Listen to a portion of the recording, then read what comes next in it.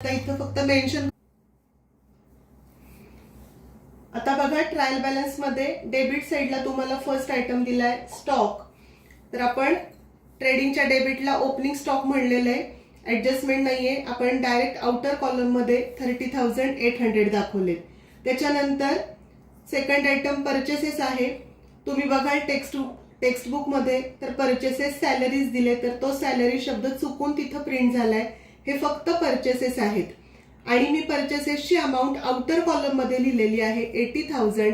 कारण का तर या प्रॉब्लेम मध्ये ट्रायल बॅलन्सच्या क्रेडिटला तुम्हाला परचेस रिटर्न दिसत नाहीये, त्यामुळे आपण परचेसेसची कॉस्ट जी आहे ती डायरेक्ट कुठे लिहिली आहे, आउटर कॉलम मध्ये. ओके. त्याच्यानंतर आता थर्ड आयटम बघायचा आहे सगळ्यांनी, salaries. We have to post salaries to the debit side of profit and loss account. So write down profit and loss account debit side to salaries.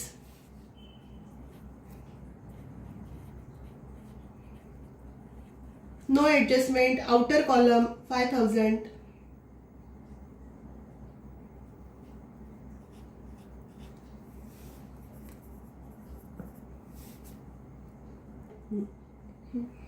Below salaries, wages is given, trading account debit side. Write down wages, to wages. No adjustment, outer column 7,500. Now below wages, carriage is given. आता मी आधी सांगितलंय की नुसतं carriage असतं तेव्हा ते carriage inward consider करायचंय, आणि कॅरेज इनवर्ड असल्यामुळं trading account debit side, write down to carriage.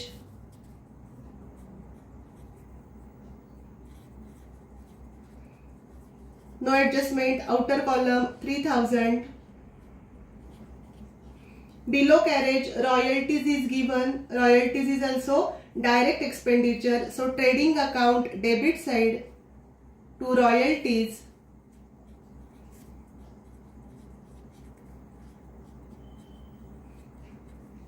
$2,500 outer column. Below royalties, freight is given. Freight is also direct expenditure. So trading account debit side to freight. 700. Now below freight, printing and stationery is given. Printing and stationery is office expenditure. So profit and loss account debit side to printing and stationery.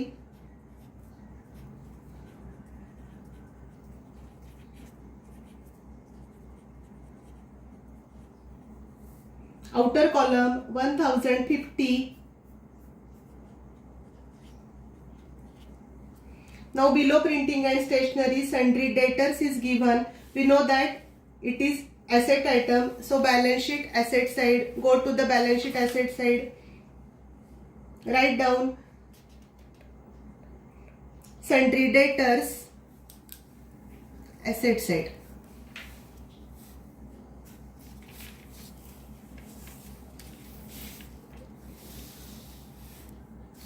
Write down to the asset side sundry debtors.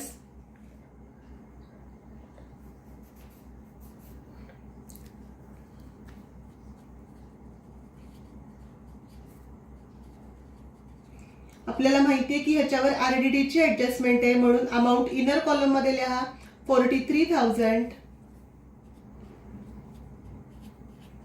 Okay. Now see below debtors, furniture is given.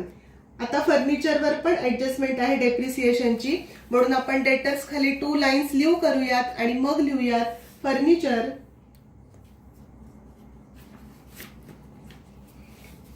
फर्निचरची cost आहे 20,200. Inner column मध्ये लिहायची आहे कारण depreciation साठी आपल्याला खाली जागा ठेवायची आहे. Below furniture, next item is lease hold property. ह्याच्यावर कोणतीही ऍडजस्टमेंट नाहीये. फर्निचर खाली तुम्ही एक ओळ जागा सोडा आणि then write down lease hold property. Lease hold property याचा अर्थ आपल्या बिझनेसची जी प्रॉपर्टी आहे त्याच्यावर आपण लोन घेतलेलं आहे. लीज याचा अर्थ लोन आहे. No adjustment, outer column 25,000. Below leasehold property, investment is there, no adjustment, balance sheet, asset side. Investment म्हणजे आपली प्रॉपर्टी आहे आणि सगळी प्रॉपर्टी आपण कुठे लिहितो? ऍसेटला. 15,000 आउटर कॉलम. इन्व्हेस्टमेंटच्या खाली ट्रॅव्हलिंग एक्सपेन्सेस आहेत. This is indirect expenditure, so profit and loss debit side.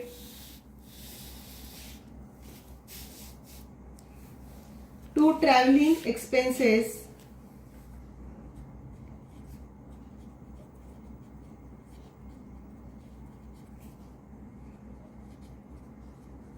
No adjustment, outer column 30,000. Below traveling expenses, advertisement is there. We also know that advertisement is indirect expenditure, so profit and loss debit side. Write down to advertisement. SEMENT, advertisement. Amount inner column मध्ये लिहा 30,000. आपण ह्याची adjustment लगेच करून घेऊयात. मग अशी आपण वर्किंग नोट मध्ये बघितलं होतं की प्रीपेड ऍडव्हर्टाइजमेंटचा कॉस्ट जो आहे ती किती आहे? कॉस्ट 20,000. म्हणजे 30,000 जे आहेत हे 3 इयर्सचे आहेत. आपल्याला फक्त 1 इयर्सचे दाखवायचे म्हणून आपण 2 इयर्सचे लेस करणार आहे. सो राईट डाऊन लेस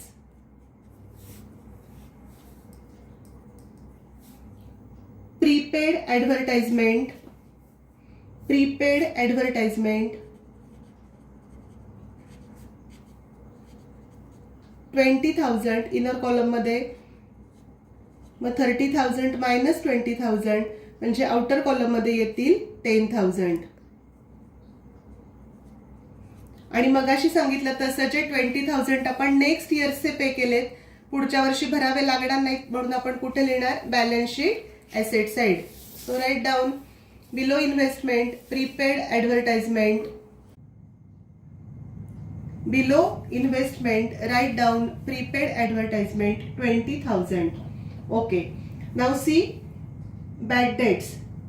आता एक लक्षात ठेवायचंय की बॅड डेट्स जे आहेत हे आपण इनर कॉलम मध्ये लिहून त्याच्यात आरडीडी ऍड करून दाखवू शकतो किंवा जरी तुम्ही बॅड डेट्स डायरेक्ट जरी आउटरला लिहिले तरी चालणार आहे. पण आपण काय करूयात, जसं टेक्स्ट बुक मध्ये दिले त्या पद्धतीनं करूयात. So write down bad debts to the debit side of profit and loss account. To bad debts. To bad debts. Inner column 500. Now leave one line below bad debts. Then our next item is discount. आता एक लक्षात ठेवा, बऱ्याचदा discount आपल्याला डेबिटला लिहायचं आहे का क्रेडिटला हे कळत नाही. कारण कधी डिस्काउंट डेबिटला असतो, कधी क्रेडिटला. पण आपल्या ट्रायल बॅलन्स मध्ये डिस्काउंटची जी कॉस्ट दिलेली आहे ती डेबिट बॅलन्सला दिलेली आहे. म्हणून आपण प्रॉफिट अँड लॉसच्या डेबिटला लिहूयात. To discount allowed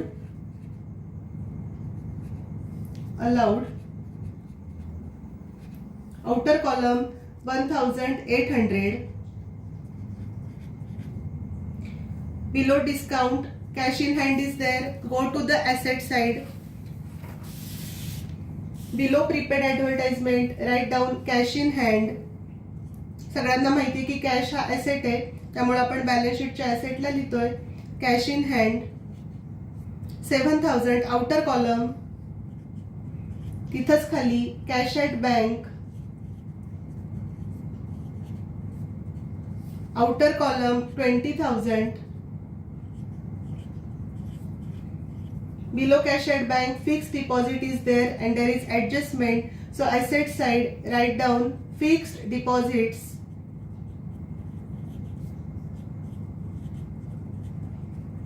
inner column मध्ये लिहायचंय 15,000 कारण आपल्याला इंटरेस्टची ऍडजस्टमेंट इथं दाखवायची आहे म्हणून. आता go to the credit side of your trial balance. Now see trial balance मध्ये क्रेडिट साइडला सगळ्यात सुरुवातीला तुम्हाला कॅपिटल अकाउंट्स दिलेला आहे आणि आपण separate partners capital account open केलेले लक्षात घ्या. So go to the partners capital account. Below balance sheet it is prepared. जर तुम्ही पार्टनर्स कॅपिटल तयार केलं नसेल तर नंतर करून बघा. ऍक्च्युली या प्रॉब्लेम मध्ये पार्टनर्स कॅपिटल अकाउंटची गरज नाही. का तर इथे interest on drawings, interest on loan हे काहीच दिलेलं नाहीये. पण एक तुम्हाला कळावं की कसं असतं पार्टनर्स कॅपिटल अकाउंट, म्हणून मी हे अकाउंट ओपन केलेलं आहे. तुम्ही बघाल की क्रेडिट बॅलन्स आपल्याला दिलेला आहे, अमाऊंट क्रेडिट कॉलम मध्ये आहे. म्हणून आपण काय केलेलं आहे, कॅपिटल अकाउंटच्या क्रेडिटला बघा फर्स्ट आयटम म्हणून ठेवलाय बाय बॅलन्स ब्रॉट डाऊन. आता आपण फक्त अमाऊंट लिहूयात. पियुषच्या कॉलम मध्ये अमाऊंट आहे 80,000. पियुष 80,000 आणि अरुण पण 80,000च आहे. Okay. Now next item credit side, sundry creditors. Okay. Leave 4 lines to the liability side and then write down sundry creditors. Liability साइडला एक 4 ओळी जागा सोडायची आणि मग लिहायचंय sundry creditors.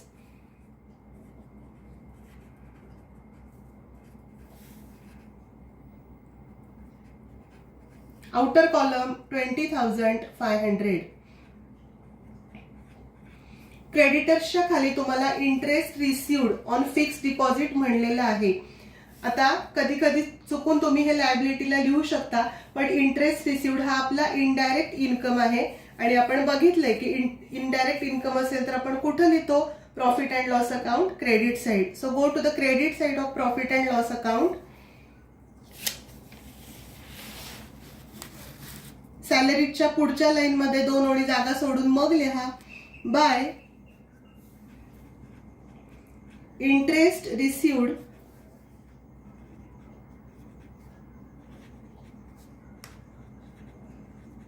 On fixed deposit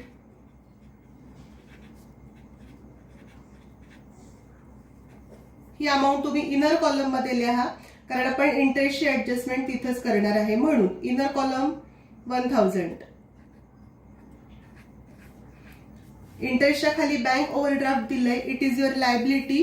so again go to the liability side, balance sheet liability side, below creditors, write down bank overdraft. Bank overdraft, सगळ्यांना bank ओव्हरड्राफ्टचं मिनिंग माहिती असेल. आपण करंट अकाउंट वरती जे लोन घेतो बँकेकडून त्याला काय म्हणतात, ओव्हरड्राफ्ट. आउटर कॉलम 10,000 आणि नंतर सेल्स दिले तुम्हाला. आपण ट्रेडिंगच्या डेबिटला सेल्स लिहिलेलंच आहे ऑलरेडी. आता फक्त तिथं व्हॅल्यू टाकूयात आपण. आणि सेल्स रिटर्न दिलेले नाहीये त्यामुळे आपण डायरेक्ट आउटर कॉलम मध्ये लिहितोय 1,20,000. सेल्स लिहा तुम्ही क्रेडिट साइडला 1,20,000. ओके. आता आपले सगळे पोस्टिंग करून झालेले आहेत. मी ऍडजस्टमेंट वाचते आणि आपण लगेच त्याचे इफेक्ट्स देऊयात. First one, stock on hand on 31st March 2019 was cost price 40,000 and market price 35,000. तुम्हाला 2 व्हॅल्यू दिलेले आहेत, एक आहे कॉस्ट प्राइस, एक आहे मार्केट प्राइस. मागच्या वर्षी पण आपण हे बघितलंय की जर क्लोजिंग स्टॉकच्या 2 व्हॅल्यू दिल्या असतील तर आपण जी कमी असेल ती घेतो. आता हे तुम्ही मागच्या वर्षी ऍडजस्टमेंट शिकलेला आहात, पण तुम्ही मला कमेंट करून सांगायचंय की कमी असलेली व्हॅल्यू का घ्यायची आहे, कॉस्ट प्राइस आणि मार्केट प्राइस यातली लोअर व्हॅल्यू का घ्यायची आहे, त्याचं रिझन तुम्ही मला सेंड करायचं आहे. Okay.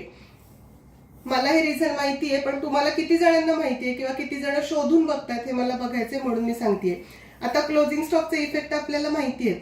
Trading account credit side, सेल्सच्या खाली 2 to 3 लाइन्स लिव्ह करा आणि मग लिहा by closing stock.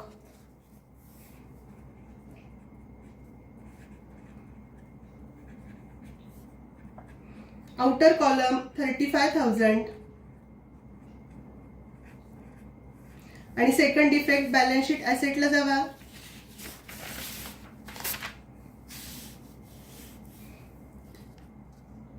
Closing stock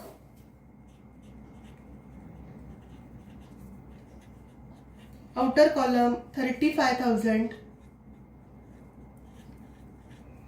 second adjustment बघा, interest on fixed deposit 1,200 is still receivable.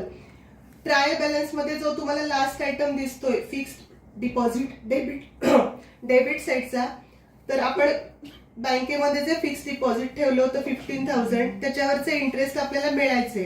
Interest मिळणार आहे याचा अर्थ आपला इन्कम वाढणार आहे. इन्कम वाढणार म्हणून आपण आधी प्रॉफिट अँड लॉस क्रेडिट साईडला लिहिणार आहे. इन्कम वाढणार आहे म्हणून आपण ऍड म्हणूयात. Add interest receivable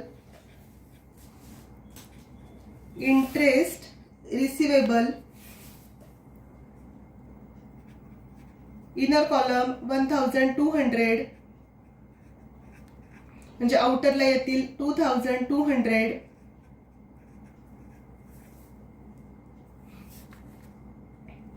okay. आणि आपल्याला इंटरेस्टचे पैसे मिळणार आहेत. पैसे मिळणार म्हणून second effect balance sheet asset साईडला सगळ्यांनी इथं फिक्स डिपॉझिटच्या खालीच म्हणा ऍड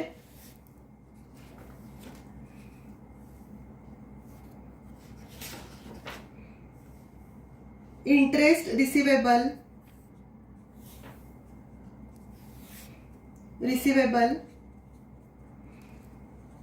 1200 इनर कॉलम मध्ये 1200 म्हणजे आउटरला येतील 16,200.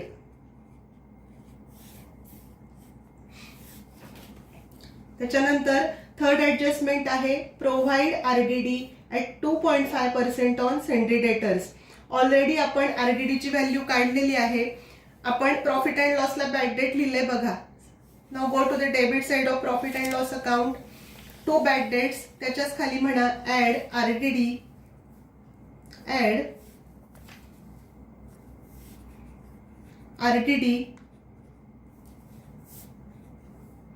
ब्रॅकेट मध्ये म्हणा न्यू याचा अर्थ काय ऍडजस्टमेंट मधली.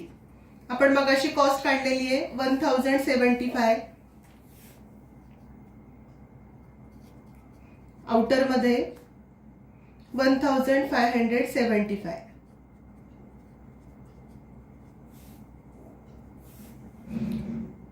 आरडीडीचा सेकंड इफेक्ट आपण डेटर्स मधून लेस करतो. बॅलन्स शीट ऍसेटला जावा. Below debtors less RDD.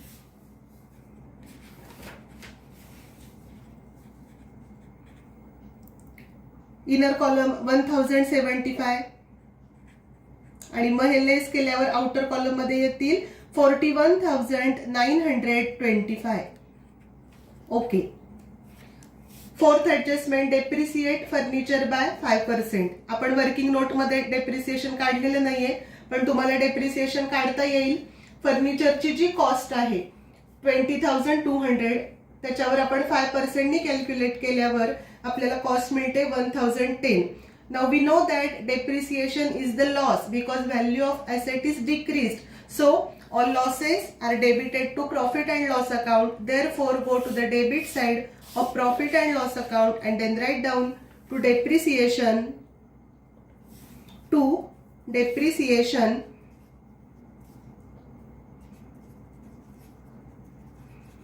on furniture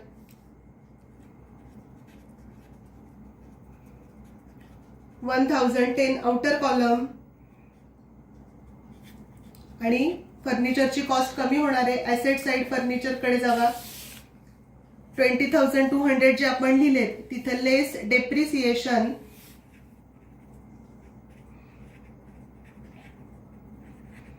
inner column 1010 म्हणजे आउटरला येतील 19,190. ओके. 5% नी ही कॉस्ट कॅल्क्युलेट केलेली आहे. हे सगळ्यांनी लक्षात ठेवायचे. लास्ट ऍडजस्टमेंट जी आपली आहे goods destroyed by fire me already explain केलेली आहे. जो आपला ग्रॉस लॉस आहे तो आपण ट्रेडिंगच्या क्रेडिटला लिहिणार. So write down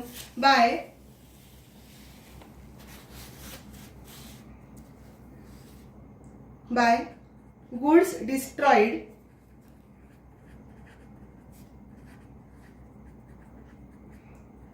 by fire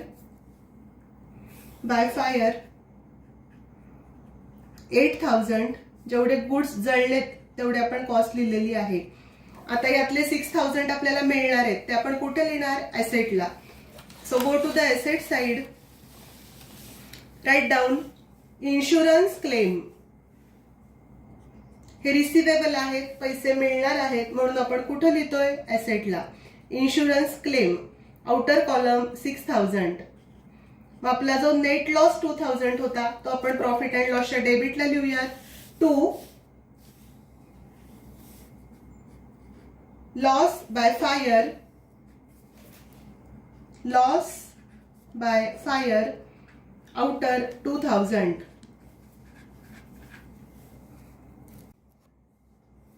Now first we will close trading account.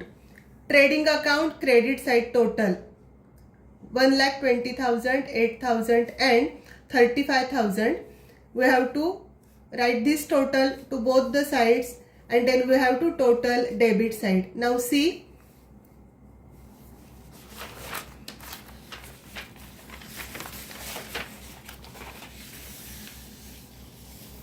trading account credit side total is 1,63,000.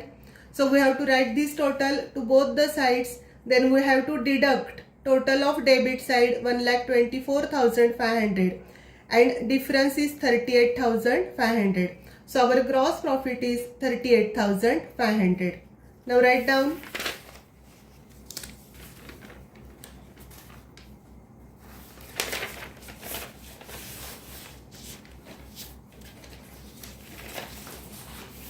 Total to both the sides of trading account.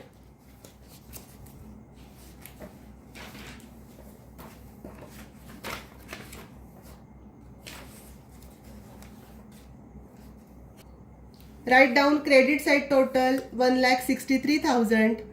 It is total, so give double underline.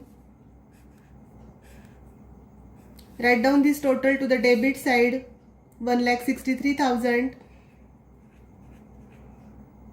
Double underline. And we know that our gross profit is 38,500. So write down here 38,500.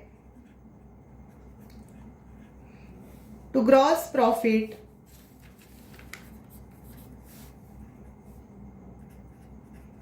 carried down.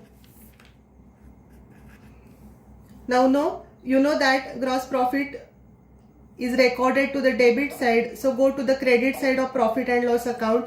By gross profit, here first line,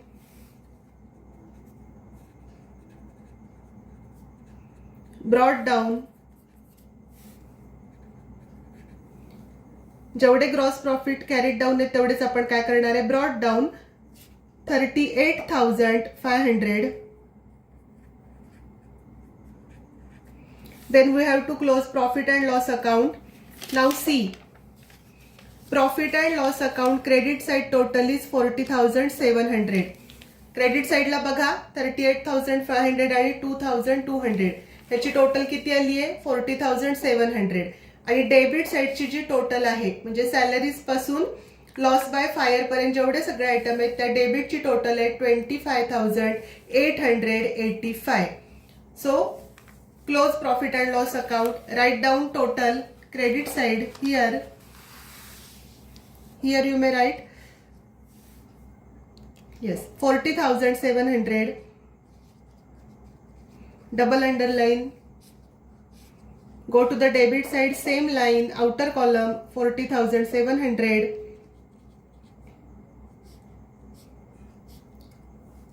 And our net profit is 14,815. Name it as net profit. So to net profit, in bracket write down transferred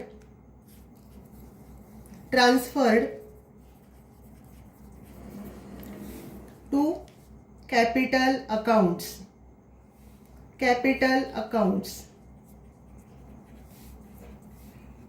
आपल्याला जो net profit मिळाला आहे हा आपण पार्टनर्सना वाटणार आहे. लक्षात घ्या 14,815 आलेला आहे.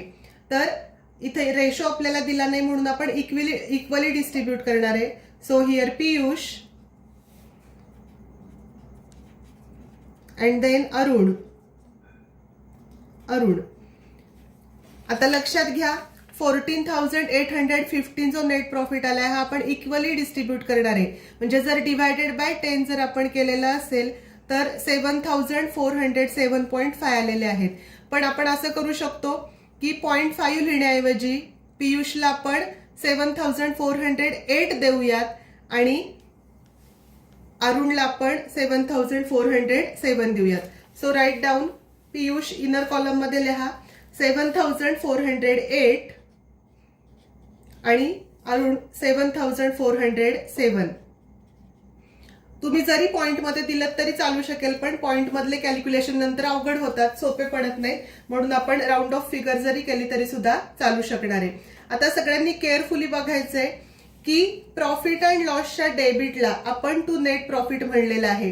प्रॉफिट अँड लॉसच्या डेबिटला जर टू नेट प्रॉफिट असेल आणि हा आपण पार्टनर्स कॅपिटलला वाटलेला आहे, म्हणून ह्याचा सेकंड इफेक्ट आपण कुठे देणार आहे, तर पार्टनर्स कॅपिटल अकाउंटच्या क्रेडिट साइडला by profit and loss account, profit and loss account bracket मध्ये लिहा नेट प्रॉफिट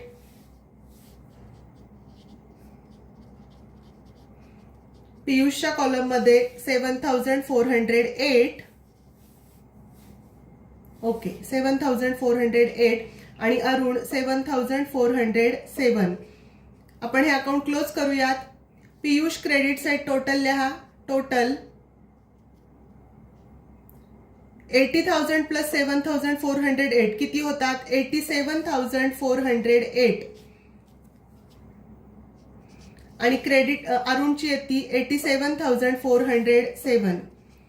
हीच टोटल आपण डेबिटला लिहिणार आहे. पियुषच्या कॉलम मध्ये घ्या 87,408 आणि अरुण 87,407. टोटल आहे डबल अंडरलाईन.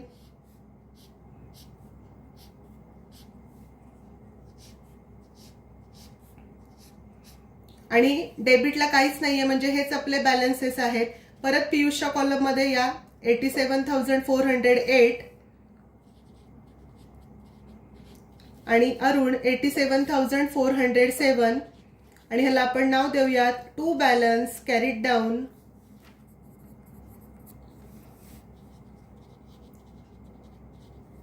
Carried down. आणि लक्षात घ्या डेबिटला कॅरीड डाऊन आहे म्हणजे आपण क्रेडिटला ब्रॉड डाऊन करणार आहे. क्रेडिटला जावा by balance brought down, brought down. Piyush 87,408 आणि अरुण 87,407. जेवढे डेबिट तेवढेच क्रेडिट येणार आहेत, लक्षात घ्या. आता इथं आपण कॅपिटल अकाउंट क्लोज केल्यावर क्रेडिटला ब्रॉड डाऊन झालेलं आहे आणि लेजर अकाउंटची क्रेडिट साइड म्हणजेच बॅलन्स शीटची लायबिलिटी साइड. आपण बघितलंय की लायबिलिटीचा बॅलन्स कुठला असतो, क्रेडिट असतो, म्हणून लायबिलिटी साइडला जावा आणि लिहा capital accounts. Write down capital accounts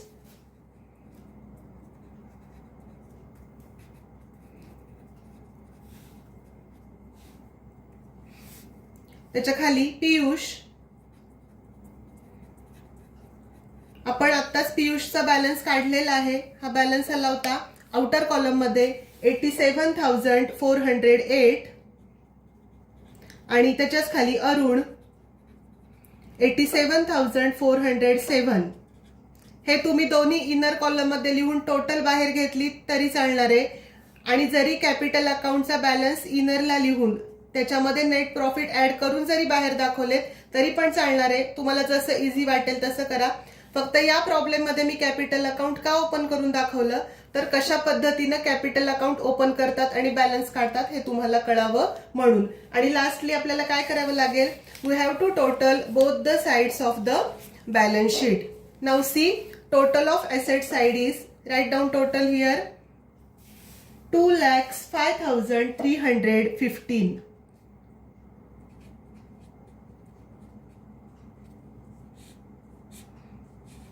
And see the total of debit side is a total of liability side, not debit side. Liability side is also 2,05,315. It means our balance sheet is tally. Our problem is correct. तुम्हाला हा problem व्यवस्थित समजलाय का ते बघा तुम्ही. तुमच्या नोटबुकमध्ये व्यवस्थित सोडवा आणि प्रॅक्टिससाठी परत रफली जरी एका नोटबुकमध्ये परत सोडवलात तरी सुद्धा चालणार आहे. आणि जर एखादी ऍडजस्टमेंट समजली नसेल, काही डाऊट्स असतील तर तुम्ही मला विचारू शकता. हा प्रॉब्लेम व्यवस्थित सगळ्यांनी अभ्यास करायचा या प्रॉब्लेमचा. Okay, we will stop here and we will continue in our next lecture. Thank you students.